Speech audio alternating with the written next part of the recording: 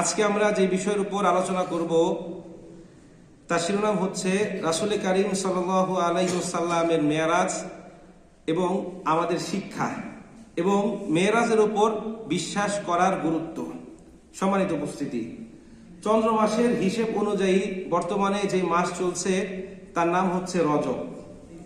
এই রজব মাসের চাঁদ দেখার সঙ্গে সঙ্গে রাসূল করিম সাল্লাল্লাহু আলাইহি ওয়াসাল্লাম একটা দোয়া পড়তেন। কিতাবের নাম সুনানে বাইহাকি, হাদিস নাম্বার 3815। হাদিসের বর্ণনাকারী হযরত আনাস ইবনে মালিক রাদিয়াল্লাহু তাআলা আনহু, তিনি বলেন, ইদা দাখালা রজব ফাকালা রাসূলুল্লাহ সাল্লাল্লাহু আলাইহি ওয়াসাল্লাম আল্লাহুম্মা বারিক লানা ফি রজব ওয়া শাবান ওয়া বাল্লিগনা রমাদান। এই দোয়ার অর্থ হচ্ছে, হে আল্লাহ, আপনি আমাদেরকে রজব এবং শাবান মাসে বরকত দান করুন, রমজান পর্যন্ত পৌঁছে দিন। উলামায়ে কেরাম বলছেন, এখানেই যে বরকত, এই বরকত শব্দটা ব্যাপক অর্থে ব্যবহৃত হয়েছে। এখানে বরকত শব্দটা হচ্ছে আম মানে হচ্ছে ব্যাপক, আর খাস মানে হচ্ছে নির্দিষ্ট। এখানে বরকত মানে হচ্ছে, হে আল্লাহ, আপনি আমাদের হায়াতের মধ্যে বরকত দিয়ে দিন, রজব এবং শাবান মাস বাঁচিয়ে রাখুন, রমজান পর্যন্ত আমাদেরকে পৌঁছে দিন, যেন আমরা রমজানের রহমত, বরকত, মাগফিরাত অর্জন করতে পারি। এখানে বরকত মানে হচ্ছে রিজিকের মধ্যে বরকত।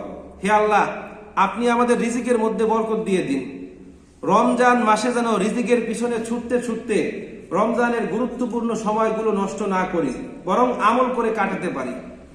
এখানে বরকত মানে হচ্ছে আমলের মধ্যে বরকত, অর্থাৎ হে আল্লাহ, আপনি আমাদের আমলের মধ্যে বরকত দিয়ে দিন, রমজান মাস আসার আগেই যেন যাবতীয় দুনিয়াবী কার্যক্রমগুলো সমাধা করতে পারি, রমজান মাসটা শুধুমাত্র আপনার ইবাদত বন্দিগির মধ্যে কাটাতে পারি। এই জন্য রজবের চাঁদ দেখার সঙ্গে সঙ্গে রাসূল কি পড়তেন? আল্লাহুম্মা বারিক লানা ফি রজব ওয়া শাবান ওয়া বাল্লিগনা রমাদান। এই রজব মাসের সবচেয়ে উল্লেখযোগ্য ঘটনা হলো রাসূল করিম সাল্লাল্লাহু আলাইহি ওয়াসাল্লামের মেরাজ। রাতারাতি 7 আসমান জমিন পাড়ি দিয়ে সিদরাতুল মুনতাহা হয়ে জান্নাত জাহান্নাম পরিদর্শন করে আবার আল্লাহ পাক রব্বুল আলামিন রাসূল করিম সাল্লাল্লাহু আলাইহি ওয়াসাল্লামকে দুনিয়াতে ফেরত দিয়েছেন। মেরাজ বিশ্বনবী সাল্লাল্লাহু আলাইহি ওয়াসাল্লামের জীবনে ঘটে যাওয়া সবচেয়ে বড় মুআজিজা এবং বিস্ময়কর ঘটনাগুলোর মধ্যে অন্যতম একটা। এর মাধ্যমে সমস্ত নবী রাসূলদের উপর রাসূল করিম সাল্লাল্লাহু আলাইহি ওয়াসাল্লামের শ্রেষ্ঠত্ব প্রমাণিত হয়েছে। অতীতের সকল নবী রাসূলকে আল্লাহ পাক রব্বুল আলামিন তাদের নবুয়াত ও রিসালাতের সত্যতা প্রমাণের জন্য নবুয়াত দিয়েছেন, কিন্তু মেরাজের মতো এত সম্মানজনক, এত বিস্ময়কর মুআজিজা আল্লাহ পাক রব্বুল আলামিন অতীতের কোন নবী রাসূলকে দেয় নাই। এই মেরাজ স্বয়ং বিজ্ঞানীদেরকেও কিংকর্তব্য বিমূঢ় করে দিয়েছে। বিজ্ঞানের এই চরম উৎকর্ষতার যুগেও মাত্র কয়েক দশক আগে বিজ্ঞান চন্দ্রে পৌঁছাতে পেরেছে বা মহাকাশ নিয়ে গবেষণা করেছে, অথচ আজ থেকে 1450 বছর আগে আল্লাহ পাক রব্বুল আলামিন তার প্রিয় হাবিবকে 7 আসমান জমিন পাড়ি দিয়ে সিদরাতুল মুনতাহা হয়ে জান্নাত জাহান্নাম পরিদর্শন করিয়ে আবার দুনিয়াতে পাঠিয়েছেন। মেরাজের ঘটনা পবিত্র কোরআন এবং সহিহ হাদিস দ্বারা প্রমাণিত। বুখারী, মুসলিম, তিরমিজি, ইবনে মাজাহ, নাসাই, আবু দাউদ সহ যত হাদিসের কিতাব আছে, প্রত্যেক কিতাবেই এই মেরাজের ঘটনা বর্ণিত আছে, যেখানে প্রায় অর্ধ শতাধিক হাদিসে বিভিন্নভাবে মেরাজের ঘটনা বর্ণিত হয়েছে, যেগুলো শুনে আমরা বিস্ময়ে অভিভূত হয়ে যাই। কিন্তু এরপরও আমাদের দেশের এক শ্রেণীর বক্তা এই মেরাজের ঘটনা বর্ণনা করতে করতে এমন সব আজগুবি কিচ্ছা কাহিনী বলে যেগুলোর কোনো ভিত্তি নাই, অর্থাৎ কোরআন হাদিসের এর কোনো সত্যতা নাই, এগুলো তারা বর্ণনা করে। মেরাজ সম্পর্কে আজগুবি সব কিচ্ছা কাহিনী বলতে বলতে এখন আসল ঘটনাটাই প্রায় হারিয়ে যাওয়ার পথে। আপনারা শুনে থাকবেন, আমাদের দেশে উলামায়ে কেরাম মেরাজের ঘটনা শুরুই করে রাসূলকে আরশে আজিমে নিয়ে আল্লাহর পাশে বসিয়ে। এদের মধ্যে কেউ আবার রাসূলকে জুতা পরিয়ে নেয়, কেউ আবার জুতা ছাড়া নেয়। মেরাজ সম্পর্কে এরকম অনেক ঘটনা বর্ণিত আছে, যেখানে বলা হয় যে রাসূল করিম সাল্লাল্লাহু আলাইহি ওয়াসাল্লাম মেরাজে গিয়েছেন, সেখান থেকে আসার পর তিনি দেখেছেন যে তার উযুর পানিটা এখন পর্যন্ত গড়াচ্ছে।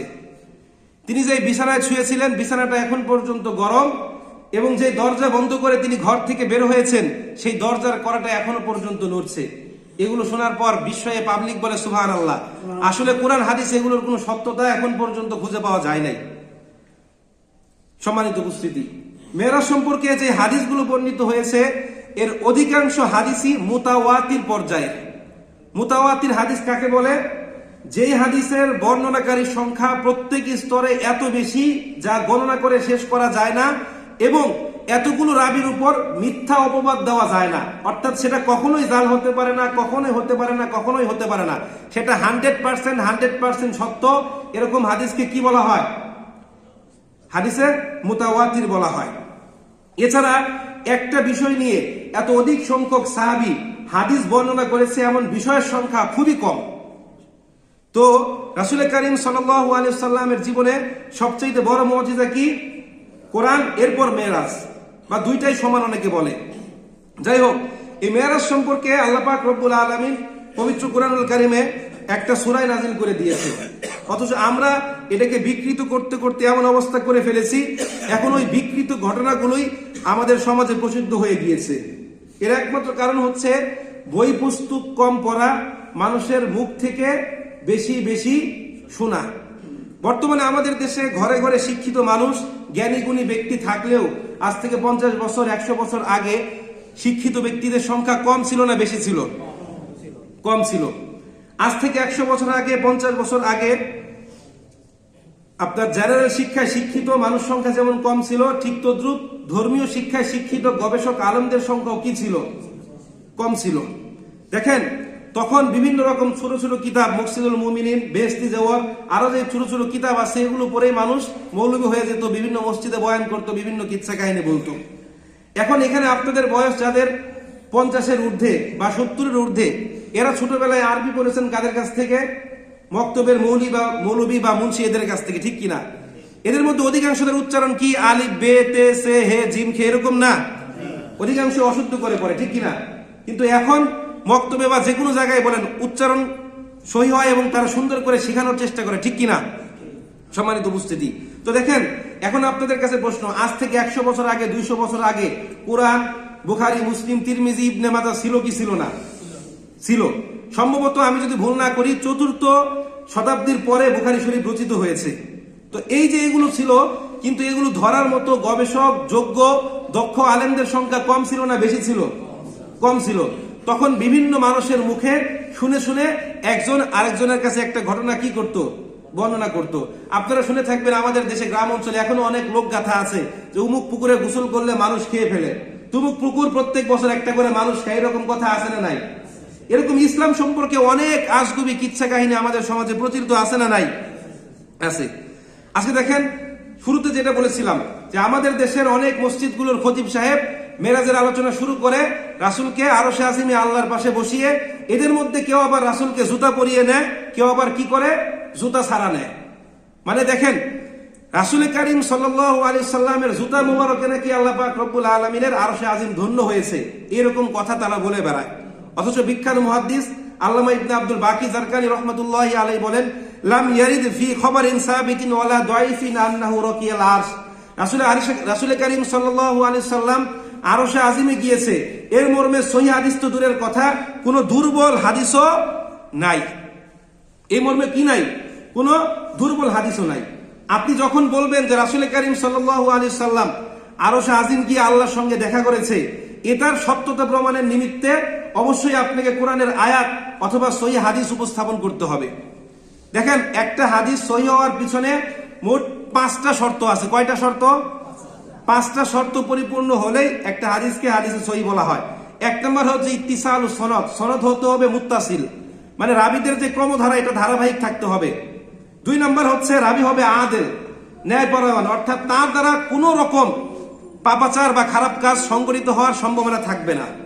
3 নম্বর রাবীর স্মরণ শক্তি হবে পূর্ণ, একটা ঘটনা শুনে সে হুবহু মনে রাখতে পারে এরকম দক্ষতা বা জ্ঞান তার থাকতে হবে। 4 নম্বর হাদিস শায হতে পারবে না। শায মানে কি? এই হাদিসের বিপরীতে অন্য কোনো সহিহ হাদিস থাকতে পারবে না। 5 নম্বর হচ্ছে হাদিসটা মুআল্লাল হতে পারবে না। মুআল্লাল মানে কি?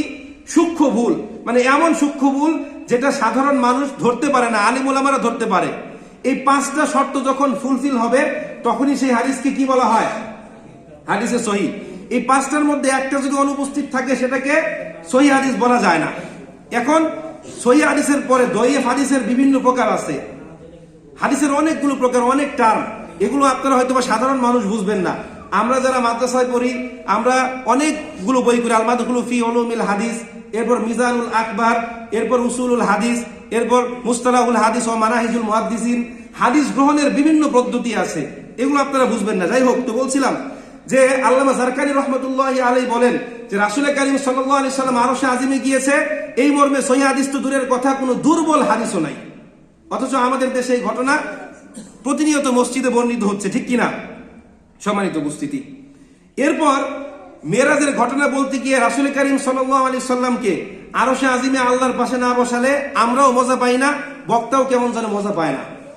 আমাদের দেশের মেরাজের ঘটনাগুলোতে বক্তারা বর্ণনা করতে করতে এক পর্যায়ে অত্যন্ত চমৎকার করে সুর দিয়ে বলে, আমার ভাইয়েরা, সাইয়েদনা জিবরাইল আলাইহিস সালাতু ওয়াস সালাম যখন রাসূল কারীম সাল্লাল্লাহু আলাইহি ওয়াসাল্লামকে আরশে আজিমে নিলেন, এরপর বলেন, ইয়া রাসূলুল্লাহ ওয়ালাউ তাকদ্দামতু খুতুওয়াতান লা আহতারিকান্না, আমি যদি আরেক কদম সামনের দিকে যাই, আল্লাহ পাক রব্বুল আলামিনের নূরের তাজাল্লিতে আমার গোটা শরীর জ্বলে পুড়ে ছাই হয়ে যাবে। জোরে বলেন সুবহানাল্লাহ, না নাউজুবিল্লাহ। হ্যাঁ, এখন দেখেন জিবরাইল আলাইহিস সালাতু ওয়াস সালাম আরশে আজিমে গেলে তার শরীর জ্বলে পুড়ে ছাই হয়ে যাবে। আল্লামা আব্দুল্লাহ ইবনে সিদ্দিক রাহমাতুল্লাহি আলাইহি বলেন, আন্না নবী সাল্লাল্লাহু আলাইহি সাল্লাম লাম্মা বালাগা সিদরাতুল মুনতাহা ক্বালা জিবরিল ওয়ালাউ তাকদ্দামতু খুতওয়াতান লা আহতারিকান্না হাযা কিযবুন কাবীর কিযবুন কাবীর কিযবুন কাবীর। যে রাসূল কারীম সাল্লাল্লাহু আলাইহি সাল্লাম আরশে আজিমের পাশে যাওয়ার পর, সিদরাতুল মুনতাহায় যাওয়ার পর জিবরাইল বলেছে, ইয়া রাসূলুল্লাহ, আমি আরেক কদম সামনের দিকে আগালে জ্বলে পুড়ে ছাই হয়ে যাব। এটা একটা ডাহা মিথ্যা কথা। বরং মেরাজের রাত্রে জিবরাইল আলাইহিস সালাতু ওয়াস সালাম এক মুহূর্তের জন্য রাসূল কারীম সাল্লাল্লাহু আলাইহি সাল্লামের কাছ থেকে কি হন নাই? আলাদা হন নাই। এখন দেখেন সহজ একটা বিষয়, সূরাতুজ জুমারের ৭৫ নম্বর আয়াত, আল্লাহ পাক বলেন, ওয়াতারাল মালায়েকাতা হাফিনা মিন হাওলিল আরশি ইউসাব্বিহুনা বিহামদি রাব্বিহিম। আপনি দেখবেন আল্লাহ পাক রব্বুল আলামিনের আরশে আজিমের চারপাশে কি করছে? ফেরেশতারা তাসবিহ পাঠ করছে। এখন জিবরাইল আলাইহিস সালাতু ওয়াস সালামের সবচেয়ে বড় পরিচয় কি? সকল ফেরেশতাদের কি? লিডার। এখন ফেরেশতাদের লিডার আল্লাহর সামনে গেলে জ্বলে পুড়ে ছাই হয়ে যাবে, আর তার যে সকল শিষ্য আছে এরা প্রতিনিয়ত আল্লাহ পাক রব্বুল আলামিনের আরশে আজিমের চারপাশে তাসবিহ পাঠ করছে। মানে আগাছা ক্ষেতের ভিতর এমন ভাবে জন্মেছে, এখন আসল গাছটাই কি খুঁজে পাওয়া যায় না। সম্মানিত উপস্থিতি, অথচ রাসূল কারীম সাল্লাল্লাহু আলাইহি সাল্লামের মেরাজের এই ঘটনা সত্য। এই যে আজগুবি সব কিচ্ছা কাহিনী শুনে অমুসলিম, কাফের, মুশরিক, মুরতাদরা তো বিশ্বাস করেই না, বরং মুসলমানদেরকে জাহেল, মূর্খ বলে গালি দেয়। আল্লাহ পাক রব্বুল আলামিন বলেন, সুবহানাল্লাযী আসরা বিআবদিহি লাইলাম মিনাল মাসজিদিল হারাম ইলা আখিরিল আয়াত। আর বললাম না। তো ইসরা এবং মেরাজ আমাদের আকীদাগত বিষয়। এই ইসরা এবং মেরাজকে কেউ যদি বিশ্বাস না করে তাহলে তার ঈমান পরিপূর্ণ না। ঈমানের দুইটা কোয়ালিটি, 0 অথবা 1, হয় আছে না হয় কি নাই, এর মাঝামাঝি কোনো অবস্থান আছে? নাই, ঈমানের কোনো পার্সেন্টেজ নাই। তো মেরাজকে যদি কেউ অস্বীকার করে তাহলে তার ঈমান ঠিক থাকবে না। কিন্তু অত্যন্ত দুঃখজনক হলেও সত্য, প্রত্যেক যুগেই এই পৃথিবীতে এমন কিছু মানুষ ছিল যারা রাসূল কারীম সাল্লাল্লাহু আলাইহি সাল্লামের মেরাজকে বিশ্বাস করত না। এই ধরনের লোক সংখ্যা অতীতেও ছিল, এখনো আছে, কিয়ামত পর্যন্ত থাকবে। এখন তারা কেন বিশ্বাস করে নাই? দেখেন, অতীতের যে সকল কাফের মুশরিক ছিল এরা রাসূল কারীম সাল্লাল্লাহু আলাইহি সাল্লামের মেরাজকে বিশ্বাস করত না পথের দূরত্ব হিসাবে না মিলার কারণে। আর বর্তমান যুগের কাফের মুশরিকরা বিশ্বাস করে না বিজ্ঞানের থিওরি না মিলার কারণে। কারণ দেখেন, মক্কা থেকে জেরুজালেমের দূরত্ব 1236 কিলোমিটার বা 775 মাইল। তো তখন কিন্তু বর্তমান যুগের মতো aeroplane, helicopter, rocket, bullet train, বিভিন্ন দ্রুতগতির বাহন ছিল না। তখন বাহন হিসাবে ব্যবহার করা হতো কি? ঘোড়া, উট, গাধা, খচ্চর। তো এই 4টা বাহনের মধ্যে তুলনামূলক দ্রুত চলতো কি? ঘোড়া। এখন ঘোড়া আবার মরুভূমিতে চলতে পারবে না, পিপাসায় মারা যাবে। মরুভূমিতে চলার জন্য কি দরকার? উট। তো আবু জাহেল হিসাব করে দেখলো মক্কা থেকে জেরুজালেমের দূরত্ব 1236 কিলোমিটার। এই 1236 কিলোমিটার তো আমরা ব্যবসা বাণিজ্য করতে গিয়েছি, সেখানে যেতে আসতে কমসে কম 40-80 দিনের সময় লাগে। এখন ভাতিজা মুহাম্মদ যেটা বলছে, আসরা বিআবদিহি লাইলা, রাতের কিছু অংশে। এখানে যারা মাদ্রাসা ছাত্র আলেম ওলামা আছেন এরা বুঝেন যে লাইলান শব্দটার মধ্যে আলিফ লাম নাই। দ্যাট মিন্স এই শব্দটা মারিফা নয়, শব্দটা কি? নাকেরা শব্দটা কি? নাকেরা। আর লাইল শব্দের অর্থ হচ্ছে একটা পূর্ণ রাত, সূর্যাস্ত থেকে শুরু করে সুবে সাদেক পর্যন্ত। আর লাইলুন শব্দের অর্থ হচ্ছে রাতের কিছু অংশ, সেটা হতে পারে 4 ভাগের 1 ভাগ, 3 ভাগের 1 ভাগ, 5 ভাগের 1 ভাগ হতে পারে। বাতিজা মোহাম্মদ বলছে যে রাতের কিছু অংশে সে এখান থেকে জেরুজালেম গিয়েছে, আবার ফিরে এসেছে, এই কথা তো পাগলেও বিশ্বাস করবে না। তো প্রাক ইসলামী যুগের কাফের মুশরিক রাসূলের এই মেরাজকে বিশ্বাস করতো না। কেন? পথের দূরত্ব হিসাব করে।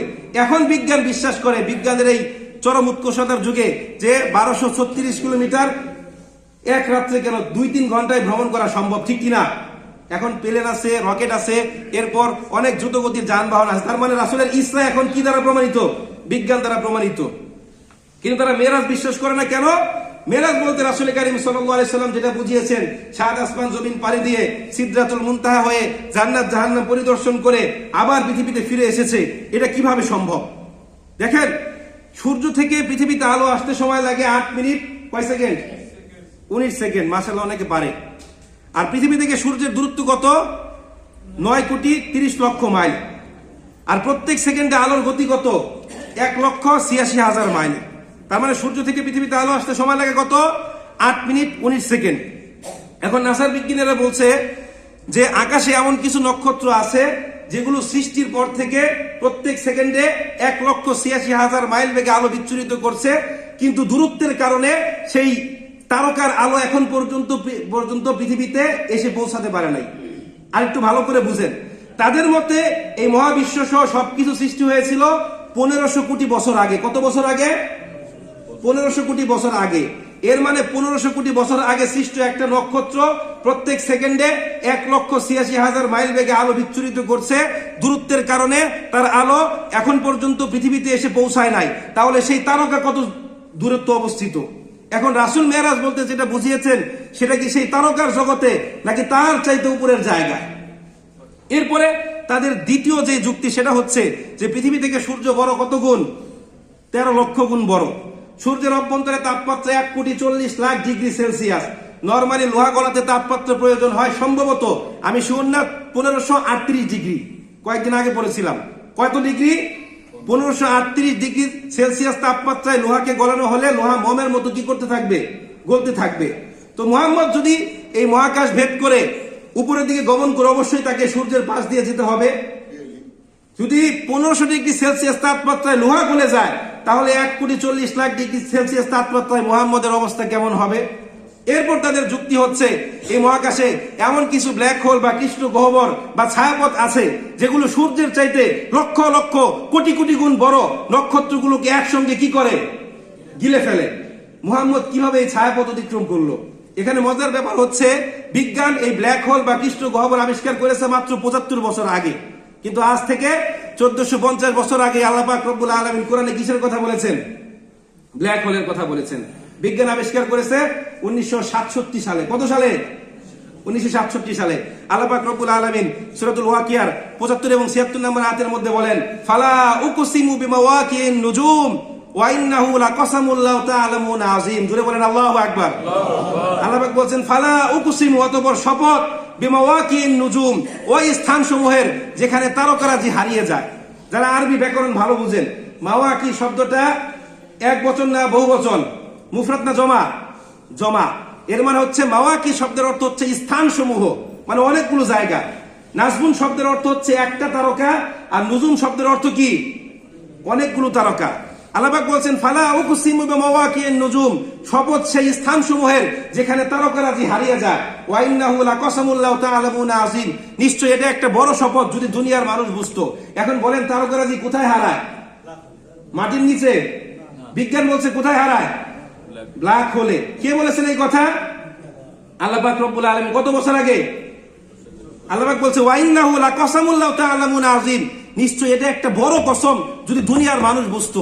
আর কেউ যদি গবেষণা করতে চায়, এই দুইটা আয়াত নিয়ে গবেষণা করলেও তার জীবন শেষ হয়ে যাবে, কিন্তু গবেষণা শেষ হবে না। জুড়ে বলেন ঠিক কিনা? কিন্তু মুসলমানের সন্তান হয়ে বিশাল বড় বড় শরৎচন্দ্রের উপন্যাস, রবীন্দ্রনাথের ছোট গল্প, কত কিছু পড়ার সময় হয়, কোরআনের একটা আয়াত নিয়ে গবেষণা করার সময় আমাদের হয় না, ঠিক কিনা?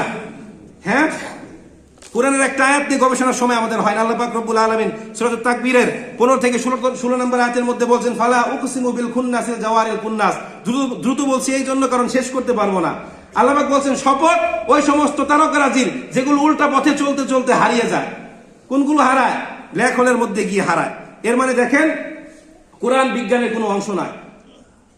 বিজ্ঞান দিয়ে কোরআন চলে না, বিজ্ঞান কোরআনের একটা অংশ, কোরআন দিয়ে বিজ্ঞান চলে। জোরে বলেন ঠিক কিনা? কারণ ইতিহাস সম্মানের সঙ্গে সাক্ষ্য দেয় যুগে যুগে বিজ্ঞানের থিওরি, বিজ্ঞানের তত্ত্ব পরিবর্তন সংস্করণ সংযোজন বিয়োজন হলেও আল্লাহ পাক রব্বুল আলামিনের কোরআনের একটা শব্দ, একটা আয়াত, একটা বাক্য, একটা হরফ, একটা জবর জের নকটা পেশ পর্যন্ত পরিবর্তন করতে হয় না। ঠিক কিনা? প্রমাণ কি যে বিজ্ঞান পরিবর্তন হয়েছে? দেখেন আজ থেকে কয়েক বছর আগেও বিজ্ঞানের থিওরি ছিল যে পৃথিবীকে কেন্দ্র করে সূর্য সহ অন্য সকল গ্রহ নক্ষত্র চারপাশে কি করে? ঘুরে। গ্রিক জ্যোতির্বিজ্ঞানী টলেমি বলেছিল যে পৃথিবীকে কেন্দ্র করে এর চারপাশে সূর্য সহ অন্য সকল গ্রহ নক্ষত্র কি করে? ঘুরে।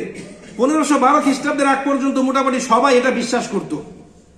হঠাৎ 1512 খ্রিস্টাব্দে নিকোলাস কোপারনিকাস আবিষ্কার করলো যে না, টলেমি ভুল বলেছিল, বরং সূর্যকে কেন্দ্র করে পৃথিবী সহ অন্য সকল গ্রহ নক্ষত্র কি করে? তার চারপাশে ঘুরে। হাই হাই, জ্যোতির্বিজ্ঞানের মধ্যে তো একটা অস্থিতিশীল পরিবেশ সৃষ্টি হয়ে গেল। কি বললো? অথচ দেখেন আল্লাহ পাক রব্বুল আলামিনের কোরআন, আল্লাহ পাক রব্বুল আলামিন সূরাতুর রহমানের মধ্যে বলছেন আশ-শামসু ওয়াল কমরু বিহুসবান, চন্দ্র এবং সূর্য নির্ধারিত কক্ষপথে আবর্তিত হয়। আল্লাহ পাক সূরাতুল ইয়াসিনের 40 নম্বর আয়াতের মধ্যে বলছেন লা-শামসু ইয়ানবাগি লাহা আন তুদরিকাল কমার ওয়ালা লাইলু সাবিকুন নাহার ওয়া কুল্লুন ফি ফালাকি ইয়াসবাহুন। সূর্যের কোনো ক্ষমতা নাই চন্দ্রকে অতিক্রম করার, দিনের কোনো ক্ষমতা নাই রাতকে পূর্ববর্তী করে আগে চলে আসার, রাতকে পরবর্তী করে আগে চলে আসার। কুল্লুন ফি ফালাকি ইয়াসবাহুন, বরং প্রত্যেকে নির্ধারিত কক্ষপথে কি হয়? আবর্তিত হয়। দেখেন বিজ্ঞানের থিওরি পরিবর্তন হয়েছে, আল্লাহ পাক রব্বুল আলামিনের কোরআন আয়াত কি পরিবর্তন হয়েছে? সম্মানিত উপস্থিতি, এখন বিজ্ঞান প্রমাণ করলে বিশ্বাস করবেন, বিজ্ঞান প্রমাণ না করলে বিশ্বাস করবেন না। তাহলে কি আপনি ইমানদার হতে পারবেন? পারবেন? এই পৃথিবীতে এমন অনেক জিনিস আছে যেগুলো এখন পর্যন্ত বিজ্ঞান প্রমাণ করতে পারে নাই। তাই বলে কি সেগুলোর অস্তিত্ব আমরা বিশ্বাস করি না? করি। এই যে আমি কথা বলছি, আমার এই কথাটা কি আপনারা দেখতে পাচ্ছেন? দেখা যায় আমি কথা বলছি, আমার শরীরের একটা অঙ্গ বারবার লাফাচ্ছে, সেটার নাম কি? জিহ্বা। জিহ্বা, ঠোঁট, মুখবিহবরের বিভিন্ন জায়গা দিয়ে আমি কথা বলছি। এখন প্রশ্ন হচ্ছে এগুলো থাকলেই কি মানুষ কথা বলতে পারে? হ্যাঁ, যে ব্যক্তি বুবা তার জিহ্বা নাই, আল জিহ্বা নাই, ঠোঁট নাই, সে কি কথা বলতে পারে? কুকুর, ছাগল, ভেড়া, দুম্বা, মহিষ, উট, গরু, ছাগল, এদের জিহ্বা নাই, এরা কি কথা বলতে পারে? এবার আসেন, বিজ্ঞান এখন পর্যন্ত এর ব্যাখ্যা দিতে পারে না। এরপর ধরেন আমরা সবাই জানি, মানি, বিশ্বাস করি যে আমাদের প্রত্যেকের শরীরে মহাচালিকা শক্তি নামক একটা জিনিস আছে, তার নাম কি? প্রাণ। এটার উপস্থিতিতে মানুষ আমাদেরকে মানুষ বলে, অনুপস্থিতিতে কি বলে? Dead body. কি বলে? লাশ বলে। এখন বিজ্ঞান আবিষ্কার করতে পেরেছে এটা মানুষের কোথায় থাকে? পায়ের পাতার নিচে, নাকি মাথার চুলের নিচে, নাকি মস্তিষ্কে, নাকি হৃৎপিণ্ডে? এটা কে আবিষ্কার করেছে? এটার সাইজ কেমন? এটা যখন মানুষ মায়ের পেটে থাকে তখন কিভাবে ঢুকে, যখন মানুষ মারা যায় এটা কিভাবে বের হয়, বের হওয়ার পর এটা কোথায় যায়, এর অনুপস্থিতিতে কেন মানুষের শরীর পচে যায়, আজ পর্যন্ত আবিষ্কার করতে পেরেছে। আপনারা কেন বিশ্বাস করেন? বিজ্ঞান বলছে যে পৃথিবী থেকে সূর্য কত গুণ বড়? 13 লক্ষ গুণ। আপনি কি এটা মেপে দেখেছেন? সে আপনাকে মেপে দেখিয়েছে? আমি তো দেখছি সূর্যটা একটা ফুটবলের মতো। ফুটবলের মতো না, একটা রুটির মতো, ঠিক কিনা? তার মানে এমন অনেক জিনিস আছে যেগুলো এখন পর্যন্ত বিজ্ঞান প্রমাণ করতে পারে নাই, কিন্তু প্রতিনিয়ত আমরা কি করছি? বিশ্বাস করছি। দেখেন এই পৃথিবী থেকে বাহিরে বের হওয়া সম্ভব, এক সময় বিজ্ঞান এটাও বিশ্বাস করতো না। করতো? আমরা বিশ্বাস করতাম, আমাদের পূর্বপুরুষরা বিশ্বাস করতো, কিন্তু এখন প্রতিনিয়ত মানুষ কি করছে? চাঁদ, মঙ্গল গ্রহ সহ পৃথিবীর বিভিন্ন দেশে বিভিন্ন গ্রহে কি করছে? আপনার মহাযান প্রেরণ করছে, বিভিন্ন রকম স্যাটেলাইট আকাশে উৎক্ষেপণ করছে না? ধরেন এই যে এখন আমরা ভিডিও কনফারেন্সিং এর কথা বলি, অডিও কলে কথা বলি পৃথিবীর এক প্রান্ত থেকে আরেক প্রান্ত, আজ থেকে 100 বছর আগেও কি মানুষ এটা বিশ্বাস করতো? এর মানে বোঝা যায় কি যে বিজ্ঞান দিয়ে ধর্মকে কখনোই কি করা যাবে না? বিচার করা যাবে না। আজকে দেখেন আল কোরআন জান্নাত জাহান্নামের কথা বলছে, আমাদের মধ্যে অনেক প্রগতিশীল মুসলিম এগুলোর কথা বিশ্বাস করে না। ধর unseen is nothing, there is no creator. যেটা দেখি না সেটা বিশ্বাস করি না, স্রষ্টা বলতে কেউ নাই। যেটার অস্তিত্ব আছে সেটা বিশ্বাস করি, যেটার অস্তিত্ব নাই সেটা কি করি না। কিসের জান্নাত, কিসের জাহান্নাম? অথচ নাসা যদি বলে যে মহাকাশে এমন কিছু গ্রহ নক্ষত্র পাওয়া গিয়েছে, এর মধ্যে কিছু হচ্ছে আগুনের মতো লাল, আবার কিছু হচ্ছে সবুজ, তখন প্রগতিশীলরা ঠিকই বিশ্বাস করবে, ঠিক কিনা? এখন আদৌ কি মহাকাশে এমন কোন গ্রহ আছে একটা গ্রহ আছে নাম হচ্ছে মার্কুরি বা সম্ভবত শুক্র, এটা হচ্ছে কি লাল গ্রহ। আরেকটা হচ্ছে ইউরেনাস, হ্যাঁ এটা কি, এটা হচ্ছে সবুজ গ্রহ। এটা কি সবুজ গ্রহ, আমরা জানি না, হয়তো এই যে মহাকাশে যে এতগুলো গ্রহ আছে এটাও তো বিজ্ঞান জানতো না। আল্লাহ পাক রব্বুল আলামিন সাতটা কি জাহান্নাম আর 8টা জান্নাত কি এগুলোর কথা বলেছেন। এখন এগুলো আছে না নাই সেগুলো আমরা এখন কিভাবে বুঝবো? হতে পারে যে আমাদের ব্রেন এখন পর্যন্ত সেখানে পৌঁছায় নাই, আমাদের পরবর্তী প্রজন্ম যারা আসবে তারা হয়তো আবিষ্কার করতেও পারে, ঠিক কিনা? এজন্য কি করা যাবে না, বিজ্ঞান দিয়ে ধর্মকে কি করা যাবে না, বিচার করা যাবে না। এখন আপনাদের কাছে আমার প্রশ্ন, যে যারা একটু প্রগতিশীল, যারা একটু মোটামুটি শিক্ষিত টাইপের, এরা ধর্মকে অবজ্ঞা করে কেন বলেন তো? ধর্মের এমন কোন বিধানটা আছে যেটা মানুষের জন্য ক্ষতিকর? এরপরও কেন মানুষ ধর্মকে অবজ্ঞা করে? কারণ ধর্মের পথে চললে মানুষের কোনো স্বেচ্ছাচারিতা থাকে না, নিজস্ব স্বাধীনতা থাকে না, যা ইচ্ছা তা করতে পারে না। এই জন্য কিছু মানুষ ধর্মের বিরোধিতা করে। এখন এটার একটা বাস্তব প্রমাণ দিই। যেমন এখন মোটামুটি পৌষ মাস, চরম শীত পড়েছে। এখন আপনার স্বেচ্ছাচারিতা হচ্ছে আপনি রাতের বেলা মোবাইল টিপতে টিপতে 3টা বেজে যাবে, 3টা বাজে ঘুমাবেন, 10টা 11টা বাজে ঘুম থেকে উঠবেন। কিন্তু ধর্মের পথে চললে আপনি 10টা পর্যন্ত ঘুমাতে পারবেন। এর মাঝখানে আপনাকে একবার উঠতে হবে, কখন বলেন তো? ফজরের সময়। এখন আপনার কোটি কোটি টাকা আছে, স্বেচ্ছাচারিতা আছে, কিন্তু ধর্মের পথে চললে এই টাকা কি সম্পূর্ণ আপনার? এখান থেকে কত শতাংশ গরিব মিসকিনের? 2.5%। তাহলে ধর্মের পথে চললে মানুষের স্বেচ্ছাচারিতা থাকে না, এই জন্য মানুষ কি করে? ধর্মকে অবজ্ঞা করে। কেউ বলে ধরো এইসব মৌলবীদের বানানোর কথা কে বিশ্বাস করে? সম্মানিত উপস্থিতি, আজকে দেখেন একটা উদ্বেগের বিষয়, আমাদের দেশের তরুণ প্রজন্ম ফেসবুক, টুইটার, ইউটিউব, বিভিন্ন সামাজিক যোগাযোগ মাধ্যমে নাস্তিকদের তৈরি করা ভিডিও, ব্লগ, বিভিন্ন প্রবন্ধ, থিসিস পড়ে তারাও এখন প্রশ্ন ছুটতে শুরু করেছে, আসলেই কি রাসূলের মেরাজ হয়েছে? এর বিজ্ঞানগত সত্যটা কি, নাকি এটা মোল্লা মুন্সিদের বানানো কিচ্ছা কাহিনী? অত্যন্ত দুঃখজনক হলেও সত্য, এ সমস্ত প্রশ্নের জবাব না দিয়ে যে বিজ্ঞান দিয়ে ধর্মকে বিচার করা যাবে না, এগুলো না বলে আমাদের দেশের মোল্লা মুন্সিরা মসজিদের মিম্বারে বসে বয়ান করে কি নিয়ে? মেরাজে ঘটে যাওয়া, মেরাজের নাম দিয়ে আজগুবি সব কিচ্ছা কাহিনী দিয়ে। রাসূলকে আরশে আযমে বসিয়ে জুতা পরে গিয়েছে না জুতা ছাড়া গিয়েছে, এরপর বিভিন্ন কিচ্ছা কাহিনী নিয়ে কি করে? বর্ণনা করে। গভীর উদ্বেগের বিষয়, গত 3 থেকে 4 মাস আগে 5 জন বাচ্চা, সম্ভবত তারা ক্লাস 9 বা 10 পড়ে, কোন একটা স্কুলের নাম করা স্কুল। আমি মসজিদে এখানে বসে বিকালবেলা পত্রিকা পড়ি, আমার কাছে এসেছে, সে প্রথম আমাকে প্রশ্ন করেছে, হুজুর এখানকার ইমাম সাহেবকে? আমি বললাম আছে। হুজুর তার কাছে আমার কিছু প্রশ্ন আছে। আমি বললাম ঠিক আছে বলেন, আমি তার কাছে পৌঁছে দিব। তো সে আমাকে বললো, হুজুর আপনারা বলছেন যে সব কিছু কেউ না কেউ সৃষ্টি করেছে, এটা সৃষ্টি ওটা সৃষ্টি, আচ্ছা আল্লাহকে কে সৃষ্টি করেছে?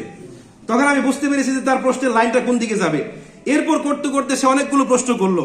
এক পর্যায়ে সে প্রশ্নগুলো, আচ্ছা হুজুর ইসলামী যে একমাত্র ধর্ম, এটা তো শুধুমাত্র কোরআন বলছে, অন্য কোনো ধর্মগ্রন্থ বলে না, আপনি এটার প্রমাণ কিভাবে দিবেন? আমি আগে তার প্রশ্নগুলো শুনছি। এরপর সে বলছেন, হুজুর যে আপনারা বলছেন পূর্ববর্তী সকল নবী রাসূল করিম সাল্লাল্লাহু আলাইহি সাল্লামের আগমনের সুসংবাদ দিয়েছে, কিন্তু এটা তো অন্য কোনো আসমানি কিতাবে লেখা নাই, কিন্তু মুসলমানরা তো এই কথা বলছে। এরপর আমি তাকে বললাম যে ভাই তুমি তো আমার ছোট ভাইয়ের মতো হবে, তুমি এই প্রশ্নগুলো কোথায় পেয়েছো? সে বললো, হুজুর এগুলো আমার নিজের প্রশ্ন, তার সঙ্গে তার কিছু বন্ধু আছে। আমি বললাম তোমার এই প্রশ্নের আলোকে কি এগুলো প্রশ্নগুলো কি তাদেরও প্রশ্ন, তারাও কি বিশ্বাস করে? তারা বললো না। সে বললো, হুজুর আমি যতক্ষণ পর্যন্ত এগুলোর প্রমাণ না পাবো, আমার পিতামাতা মুসলিম, যদিও আমি ছোটবেলা নামাজ পড়েছি, আমি এখন আর এগুলো করবো না। চিন্তা করে দেখেন, আজকে আমাদের দেশে মসজিদে কিচ্ছা কাহিনী নিয়ে আলোচনা করা হয় এবং আমাকেও বলা হয় হুজুর কিচ্ছা কাহিনী বলেন। আমাকে বলা হয় আমি নাকি এখানে বসে বসে রিডিং করি। এই যে বয়ানটা আপনাদের সামনে করেছি, এখানে শিক্ষিত মানুষ থাকলে বলেন তো এটা তৈরি করতে মিনিমাম কত সময় লেগেছে? এখন যদি আমি একটা কিচ্ছা একবার শুনে এখানে বর্ণনা করতাম, আপনাদের সামনে ভালো লাগতো কিনা? আজকে দেখেন আমাদের দেশে নামাজের গুরুত্ব, যাকাতের গুরুত্ব, হজের গুরুত্ব, রোজার গুরুত্ব নিয়ে আলোচনা করলে কারো কোনো সমস্যা নাই। ধরেন কোরআনে 100টা আদেশ আছে, 50টা সৎ কাজের আদেশ, 50টা অসৎ কাজের নিষেধ। এখন আমি এখানে বসে বসে শুধুমাত্র সৎ কাজের আদেশ করব, ঠিক কিনা? হ্যাঁ, আমি এখানে বসে যখন নামাজের কথা বলি ভালো, যাকাতের কথা বলি ভালো, রোজার কথা বলি ভালো, যখনই সুদের কথা বলি, ঘুষের কথা বলি, ইসলামী রাষ্ট্র ব্যবস্থার কথা বলি, অর্থনীতির কথা বলি, আকীদার কথা বলি, আমাকে দেয় কি কোন একটা দলের এজেন্ট। অথচ আমি এখানে প্রত্যেকদিন কি করি? বিষয় ভিত্তিক আলোচনা করি, এক একদিন এক একটা টপিকের উপর আলোচনা করি।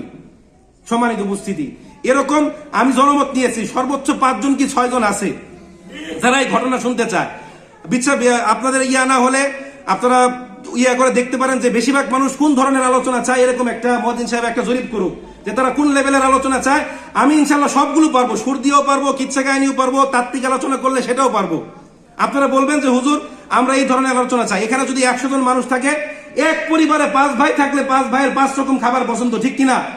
এখানে যদি 100 জন মানুষ থাকে, 50 জন আমারটা পছন্দ করলে 20 জনের না, বাকি 15 জনের অন্য রকমের পছন্দ, ঠিক কিনা? সম্মানিত উপস্থিতি, আজকে দেখেন এই যে এই সকল বিষয়ের সম্পর্কে আলোচনা আমরা বিস্তারিত ভাবে না বলে আমরা কি ঘটনা নির্ভর সেই 50 বছর আগের আলোচনা। দেখেন শুক্রবার দিন মানুষ মসজিদে আসে আধা ঘন্টা সময়, একটা ঘটনা বর্ণনা করতে সময় লেগে যায় 1.5-2 ঘন্টা। ঘটনা শোনার জন্য বাৎসরিক ওয়াজ মাহফিল আছে, বিভিন্ন রকম বড় বড় জায়গা আছে, সেখানে বিকাল 4টা থেকে রাত 12টা-1টা পর্যন্ত বয়ান হয়, সেখানে শুনেন। এই আধা ঘন্টায় আপনাদের আমি কি ঘটনা শোনাবো বলেন তো? শুধুমাত্র হাদিসের নাম্বার দিয়ে হাদিসের অনুবাদ করতে সময় তো আমি পাই না, এটা তো হক আদায় হয় না। একটা মিম্বারে বসতে গেলে অনেকগুলো হক আছে। এই জন্য একজন বড় আলেম বলেছিল যে ইমামতি করা মানে জান্নাত এবং জাহান্নামের মাঝখানে দাঁড়িয়ে থাকা। কারণ ইমামতি করলে যদি আপনি দুনিয়াতে মানুষের মন রক্ষা করতে চান, পরকালে আপনার জন্য কি জাহান্নাম, আল্লাহর হক আদায় হবে না। আর যদি আপনি আল্লাহর হক আদায় করতে চান, যদি দুনিয়ার মানুষের মন রক্ষা করতে চান, দুনিয়াকে জান্নাত বানাতে চান, তাহলে পরকাল দিবসে আল্লাহ পাক আপনার উপর কি হবে? নারাজ হবে। আর যদি আল্লাহকে খুশি করতে চান, মানুষ আপনার উপর কি হবে? আচ্ছা, এই পৃথিবীর সবচেয়ে এমন একজন মানুষের কথা বলেন তো যাকে আল্লাহ পাক সার্টিফিকেট দিয়ে পৃথিবীতে পাঠিয়েছেন, তার নাম কি? রাসূল কারীম সাল্লাল্লাহু আলাইহি ওয়াসাল্লাম। তিনি যে যুগে ছিলেন তার পক্ষে মানুষ বেশি ছিলেন না বিপক্ষে ছিলেন? এখন বেশিরভাগ মানুষ বিপক্ষে ছিলেন বলে এই জন্য তিনি মানুষের মতামত গ্রহণ করেছেন নাকি? হ্যাঁ, কোরআন হাদিসে আল্লাহ পাক যা হয়ে এসেছে তিনি তাই তো বলেছেন নাকি? এখন আমরা কি করব বলেন? আমরা কি রাসূলের পদাঙ্ক অনুসরণ করব, নাকি সমাজ কি বলবে, মানুষ কি বলবে, বিশৃঙ্খলা হবে? না, এটা আমাদের রক্ষা করতে হবে। এখন আমি যা বলি প্রত্যেকটার তো কোরআন হাদিসের দলিল দিয়ে বলি নাকি? নাকি আমি আমার মন করা সব কথাবার্তা বলছি? আমি প্রত্যেকটা পিছনে একটা রেফারেন্স লাগানোর চেষ্টা করি। দেখেন, আমরা পরিপূর্ণভাবে ইসলামে চলতে পারি না, এটা আমাদের সীমাবদ্ধতা। কিন্তু তাই বলে যে ইসলামকে আমরা উগ্র বলবো, ইসলামকে আমরা সেটা বলবো, ইসলামকে আমরা ওটা বলবো না। ইসলাম অনেক সুন্দর। আমরা পরিপূর্ণভাবে ইসলামের ছাঁচের মধ্যে প্রবেশ করতে পারি না, বরং নিজেদেরকে কি করতে চাই? ইসলামকে নিজেদের ছাঁচের মধ্যে আনতে চাই। এই জন্য আমাদের সমস্যাটা হয়। আল্লাহ পাক রব্বুল আলামিন আমাদের সবাইকে এই মেয়ারাজের উপর বিশ্বাস স্থাপন করার মতো তৌফিক দান করুন। আল্লাহ পাক রব্বুল আলামিন আমাদের সবাইকে পরিপূর্ণভাবে ঈমান আনার মতো তৌফিক দান করুন। সবাই বলে আমিন।